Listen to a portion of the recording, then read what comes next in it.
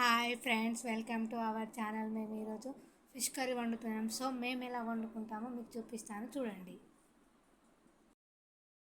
Fish curry వండడానికి 3 పెద్ద size టమాటా తీసుకున్నాను, ఒక ఆనియన్ తీసుకున్నాను, 4 టేబుల్ స్పూన్స్ ఆయిల్ వేసుకోవాలి.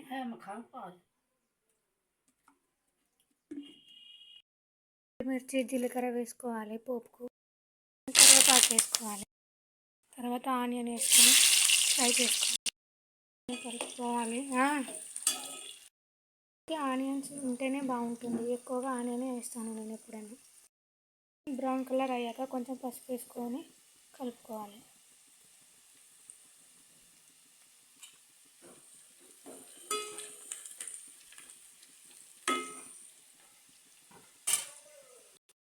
టమాటాలు వేసుకోవాలి. టమాటా వేసుకొని కొంచెం సాల్ట్ వేసుకోవాలి. సాల్ట్ వేసుకొని అలానే వదిలేస్తే టమాటాలు మంచిగా మగ్గి టమాటాలు మంచిగా కలుపుకోవాలి.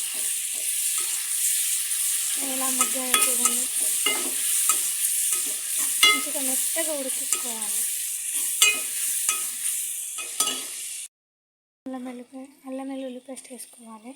చేపలు కదా నీసు వాసన ఎక్కువ ఉంటుంది, సో అల్లం వెల్లుల్లి పేస్ట్ కూడా ఎక్కువనే వేసుకుంటే చాలా బాగుంటుంది. వేసుకొని కలబెట్టుకోవాలి.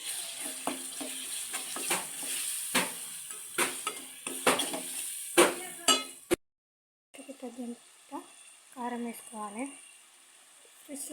ఫిష్లో కొంచెం కారం ఉంటేనే బాగుంటుంది.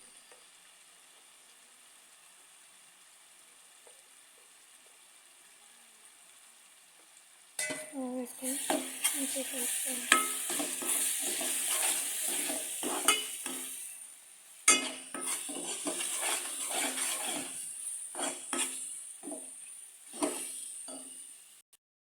చేపలు వేసుకోవాలి. మేమైతే 2 కిలోల చేపలు తీసుకున్నాం. చేపలను మంచిగా ఒకటొకటి వేసుకొని ఆయిల్లో ఫ్రై చేసుకోవాలి.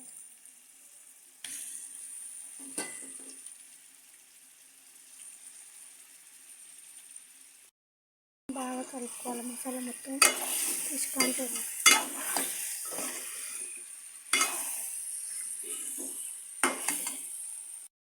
ఇలా అంతా మంచిగా ఫిష్కి పట్టేలా కలుపుకోవాలి. ఒక 2 మినిట్స్ ఇలా మగ్గనిస్తే మసాలా అంతా ఫిష్కి పడుతుంది. మంచిగా ఫ్రై అయిపోయిన తర్వాత మనం చింతపండు పులుసు వేసుకుందాం. 2 కిలోలకు నేనైతే 250 గ్రామ్స్ చింతపండు తీసుకున్నాను. చింతపండు రసం అయితే వేసుకుంటున్నాను. సో కొంచెం వాటర్ కూడా వేసుకుంటే పులుపు అనేది సెట్ అవుతుంది. వాటర్ వేసుకుంటున్నాను. సో పులుపు అయితే సరిపోయింది. పచ్చిమిర్చి వేసుకోవాలి, చాలా బాగుంటుంది. ఆ పులుపు కారం టేస్ట్ అయితే అదిరిపోతుంది. చాలా అంటే చాలా బాగుంటుంది. ఎంతమందికి చేపల కూర అంటే ఇష్టమో కామెంట్ చేయండి. అలాగే మా ఛానల్ని లైక్ చేయండి, షేర్ చేయండి, సబ్స్క్రైబ్ చేయండి. ఫ్రై ఎంతమందికి ఇష్టమో కూడా కామెంట్ చేయండి. సో నేను ఫ్రై కూడా చేసి పెడతాను. రెడీ అయిపోయింది. సో ధనియా, మెంతు, జీలకర్ర పౌడర్ని వేసుకుంటున్నాను.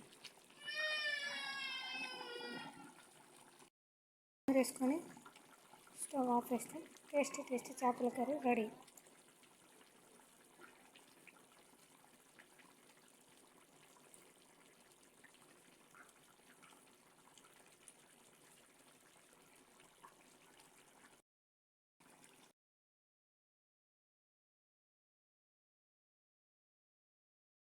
కొన్నాక కొద్దిసేపు ఆగినాక ఆయిల్ అనేది ఇలా పైకి వస్తుంది. సో ఆయిల్ పైకి వచ్చాక స్టవ్ అనేది ఆఫ్ చేసేస్తే అయిపోతుంది. సో టేస్టీ చేపల కర్రీ రెడీ.